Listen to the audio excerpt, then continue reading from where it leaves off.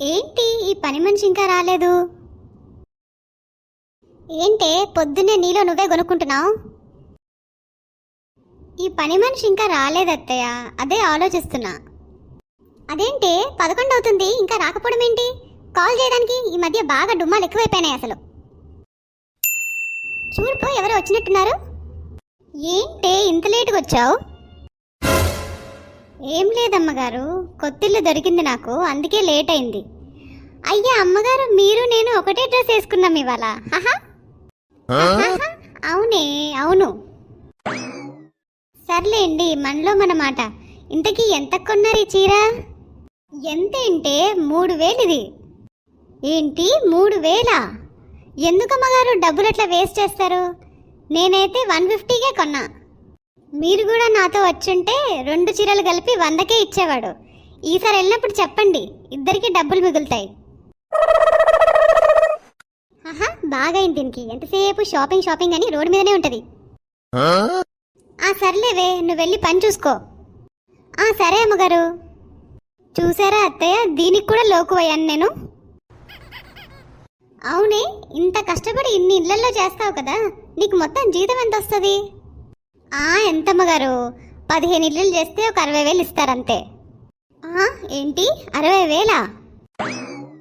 దీని సంపాదన నాకంటే ఎక్కువ ఉందేంటి?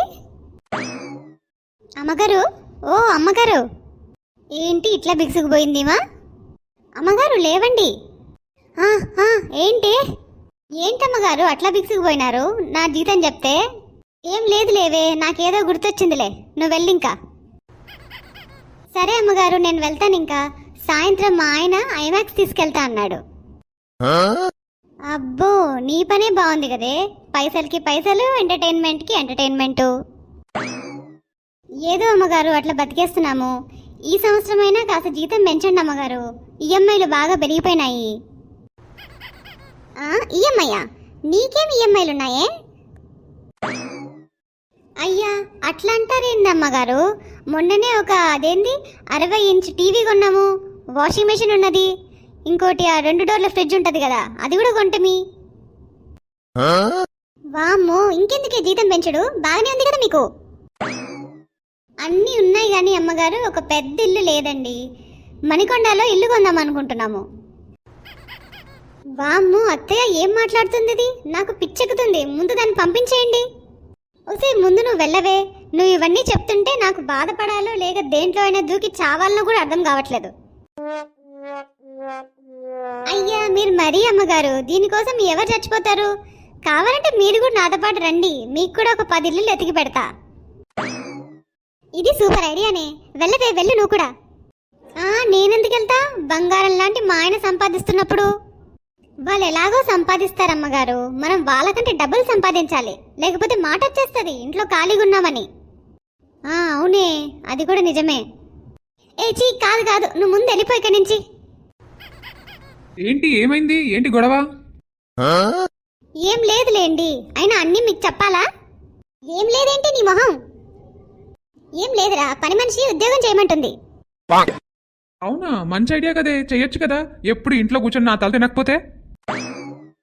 అది అట్లా అడుగు. ఏంటండి మొత్తం తెలియకుండా మాట్లాడొద్దు. అసలు ఏ ఉద్యోగమో కూడా అడగరా? ఏ ఉద్యోగం అడుగుతున్నా, చెప్పు ఇప్పుడు. పని మనిషి ఉద్యోగం అండి.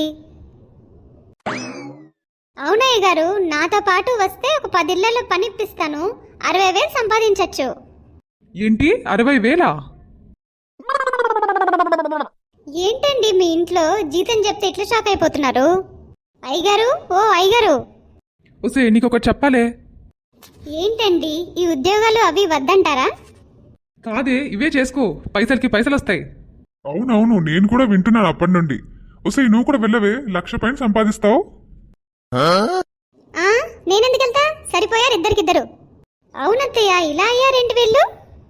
మేమెక్కడికి వెళ్ళేదే లేదు. అవును, అంతా మేం సంపాదిస్తే మీరెందుకున్నట్టు? అమ్మగారు చూడమంటారా ఇల్లులు? మరి అసలు నీ వల్లే నీ గొడవంతా. అసలు నువ్వు ముందు బయటికెళ్ళు. అవునే, నీ వల్లే ఇదంతా. నిన్ను అడిగాను చూడు, నాది బుద్ధి తక్కువ. ముందు వెళ్ళిపో ఇక్కడి నుంచి. అయ్యా అట్లంటారేంది అమ్మగారు, మీ మంచి కోసం చెప్తే. అయినా మీ ఇష్టంలే, పోతున్నా నేను, వెళ్ళిపోతున్నా నేను, మళ్ళీ ఇంకోసారి ఆలోచించుకోండి.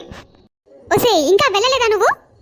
అమ్మో ఈమె ఎంత కోపంగా ఉంది, తొందరగా వెళ్ళిపోతే మంచిది. చూసారుగా పని మనుషుల సంపాదన ఎలా ఉందో ఈ రోజుల్లో.